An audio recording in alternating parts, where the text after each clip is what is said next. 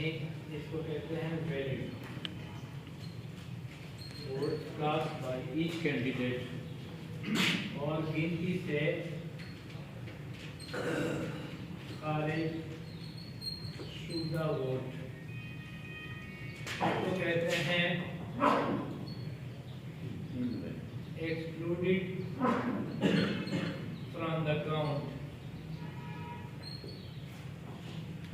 सबसे पहले गिनती में शामिल वोटों को डिस्कस करते हैं।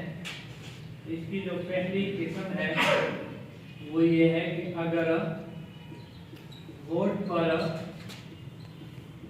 एपीओ के दस्तखत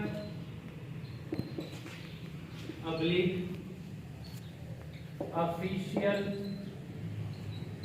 कोड मार्क स्टैम्प और 9 खानों वाली मोहर किसी एक कैंडिडेट के सामने लगी हो तो ये वोट गिनती में शुमार होगा उसी कैंडिडेट के लिए, उसी उम्मीदवार के लिए जिसके इंतखाबी निशान पर या उस कैंडिडेट के खाने में 9 खानों वाली मोहर लगी हो। ठीक है। दूसरी किस्म, अगर वोट पर 9 खानों वाली मोहर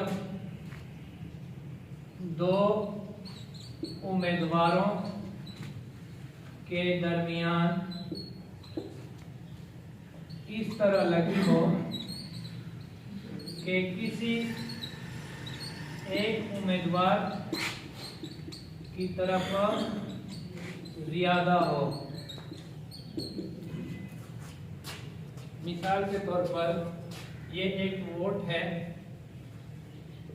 मुख्तलिफ कैंडिडेट्स के नाम यहाँ पर लिखे होंगे, अकरम खान दुरानी, पख्तूनयार, उस्मान अली,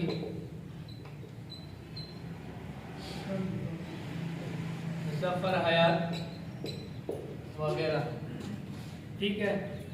अब इस लाइन पर जो 2 उम्मीदवारों के बीच है, इसमें ये मोहर इस तरह लगी है 9 खानों वाली कि ये किसी एक कैंडिडेट की तरफ ज्यादा है। आपको किस कैंडिडेट की तरफ ये स्टैम्प ज्यादा नजर आ रही है? जफर हयात। तो ये जफर हयात के लिए ये वोट काउंट होगी और ये वैलिड वोट काउंट या शुमार होगा। ठीक है। एक ये भी वैलिड वोट की एक किस्म है। अच्छा, मतलब 50% से ज्यादा जिस कैंडिडेट के खाने में ये लगी होगी, 51% लगी है, दूसरे में 49% है, तो वो उस 51% वाले कैंडिडेट के लिए हम वोट कवर करेंगे। नंबर 3, अगर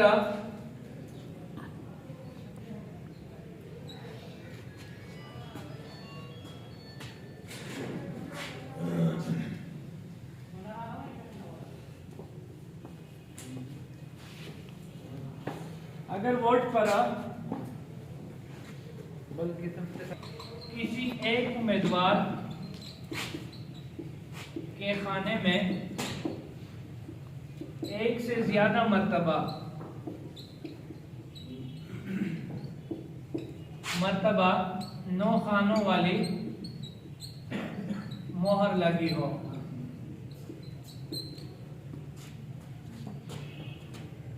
वादरई और पिंजूर अल्लाह से मैंने आपसे टकाउला दा ये खाने से। ठीक है। तो ये वोट भी वैलिड तस्वर होगा। और आखिरी जो किस्म है वो ये है कि अगर वोट को गलत तरीके से तय करने की वजह से मोहर 2 उम्मीदवारों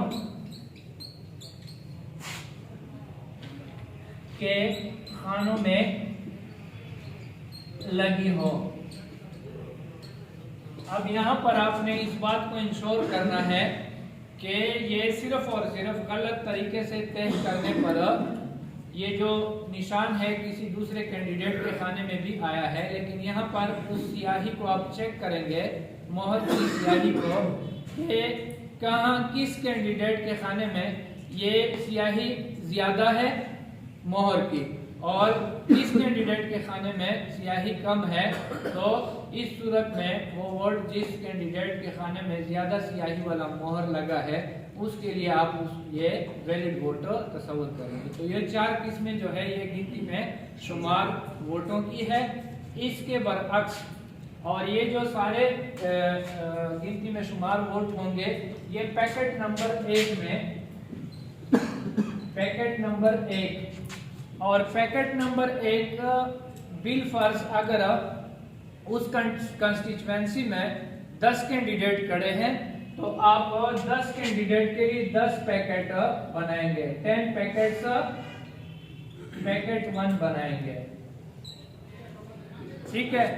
और हर पैकेट में हर उस कैंडिडेट के वोट आप रखेंगे, इस पैकेट के ऊपर आप लिख देंगे कि ये फलां कैंडिडेट के लिए पैकेट 1 मैंने बनाया है, ठीक है।